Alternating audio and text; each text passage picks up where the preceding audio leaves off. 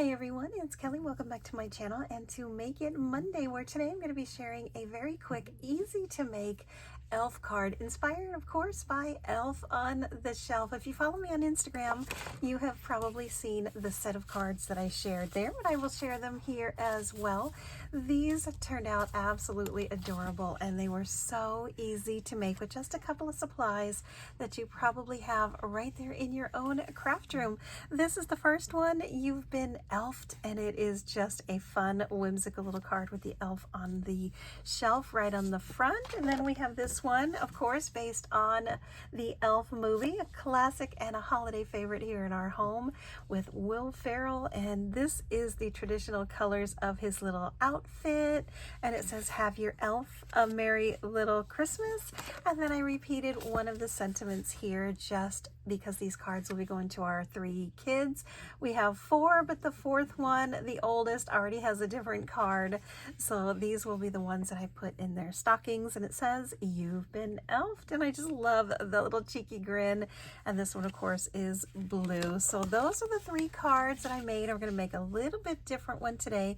I'll share all the supplies that I'm using to create this.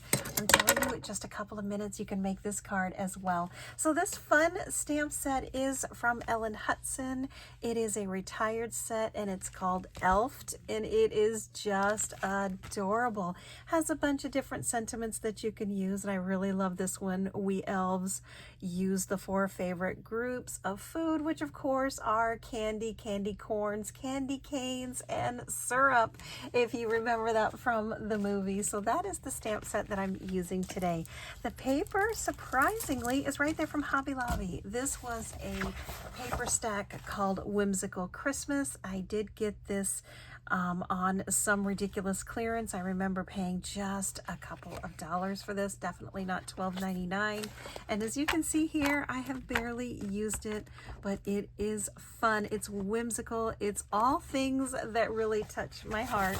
So this is the paper that I used previously, those candy canes, and this is the one we're going to use today. And my friends, I thought I would put a little spin on it and use a different color cardstock for the background and pull from that little glitter here that you can see, those little glittery ornaments in here, and use some gold so it would be a beautiful match. And you know where that's from, my friends?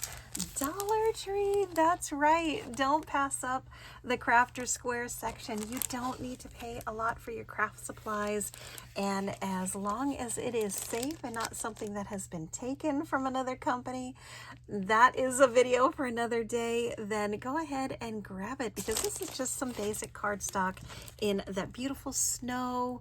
You've got black, which I used during Halloween, and the silver will be perfect along with this gold for New Year's. So definitely pick it up. And for $1.25, you get 4 of those sheets, and it's not the traditional thin copy paper. This is a nice thickness to it. So definitely don't pass that up if you see it in your store. My dies that I am using are my favorite things. These are the ones that I've been using until I get a replacement. I have to say, I don't recommend these dies. And if you're wondering why, they tend to get like warped, and they also bend inward. This is my 2nd set, and I will not be purchasing these again. So definitely I have some concerns with the My Favorite Things stitched dies. And you know, I treat my stuff very carefully and I'm very good with my supplies, but no, there's a lot of companies that offer stitched dies, and that's not one that I will replace it with in the future. And this is from Lawn Fawn. It is the stitched inside and outside circle. I love it because no matter what you're cutting on the paper, you get an outside stitch and you get an inside stitch. Hopefully that makes sense. So if you're cutting it out on the paper just like this, both when you move it away, you'll have a stitched mark on the part that you leave, or the negative, and you'll also have one on the positive. All right, let's jump in. I'm using a piece of cardstock that was on my desk, so why not use it if I have it, right? Just a simple bone folder, do a little bit of scoring on an A2 size card. So that, of course, is 4 1/4 by 5 1/2. And as you know, if you've been following me for a little while, I am not picky on my glue. I will use whatever adhesives are on hand or are on sale. What I do love is my adhesive glue. Again, that's for another day, another video. All I'm going to do is just pop this down onto the base, just like that. What I should have done is given this a quick little, let me see if I can still do it. When you run this through the die cutting machine, sometimes you get these little hangnail parts, these little hangers, and all you have to do is take some good old-fashioned sandpaper or use a nail file, as long as you do it very gently, and just take those little flyaways off. And then of course here is the base, which I'm going to do a quick little adhesive onto this one as well and put it right in the center. Another little trick that I know a lot of people do is they'll take a smaller die and they'll die cut this out just like that. So they'll have the inside piece to use for another card for another day. But since I'm mailing this, I'd rather not be, chopping into the card. And what you're doing is actually saving a little bit of paper. That's definitely not straight. So you can use it for, a second card. And once underneath, smoke and mirrors, no one's ever going to see it. Not too many people are going to deconstruct your card to see what's underneath or maybe how you made it. I think I've only done that once when a card fell apart, just to try and put it back together. It arrived in the mail in pieces, and I thought, oh, you know what, let me just take my own glue, my own adhesive, and put the card back together. So aside from that, you're good to go. There you go, my friends. That was an easy base layer. So of course it looks different than this one here, but that's the fun about cards. You can put your own spin on it and make it your own.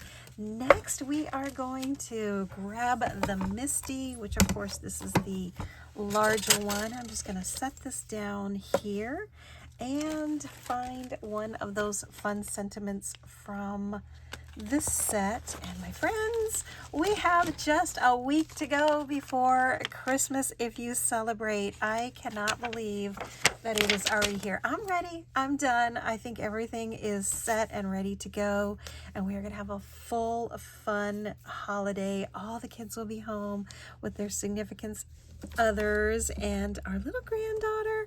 So we are super excited for the holidays this year. So there you go, just like that. That is all we're gonna do. So I'm pretty much doing a mirror image of this one. Let me see if I can get that ink off really quickly. So this is one of the most handy tools in my craft room, my friends.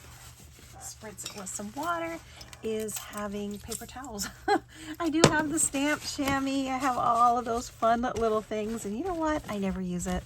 Honestly, I grab paper towels and I use them, move it to a new side, use it again, and it works for me. So do what is best for you and efficient and fun. Keep it fun, my friends.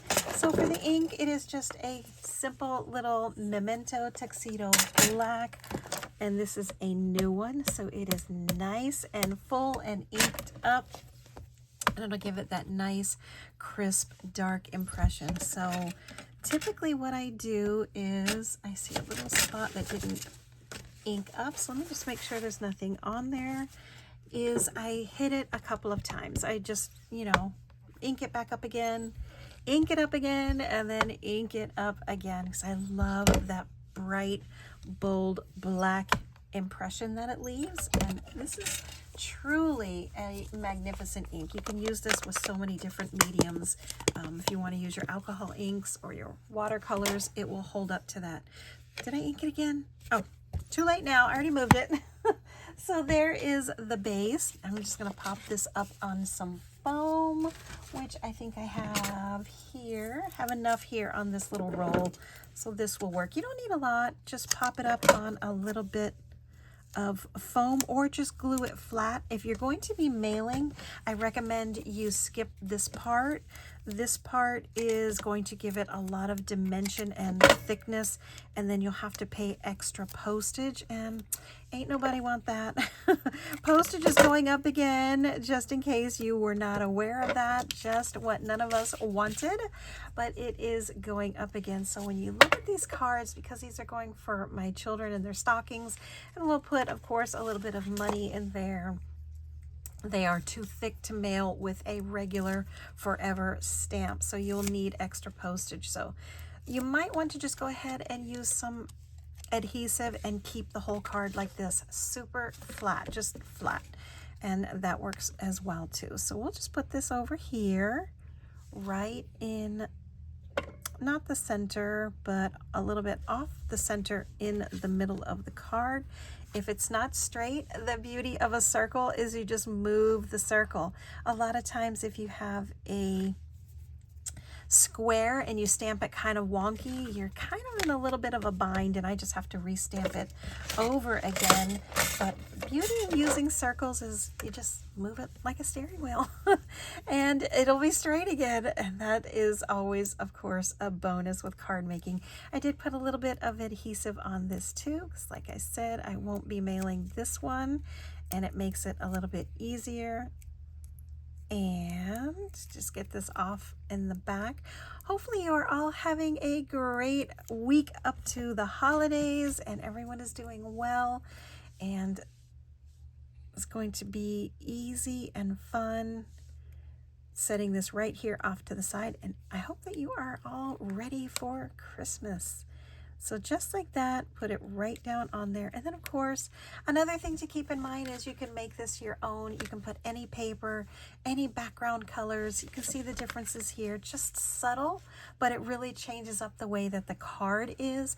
You can of course use any skin tone for whatever works for you, and just really make it your own. And there you go, my friends. That is You've Been Elfed set of super fun, quick and easy cards, especially during this time of the year where you're running out of time and you need to make them quick and easy.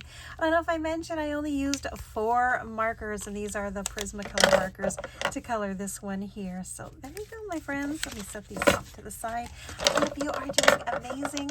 Come back tomorrow for Tag Tuesday and see what I have as a creation for you tomorrow. And I hope you all are doing amazing. And I'll see you on my next video. Thanks for watching. Bye-bye.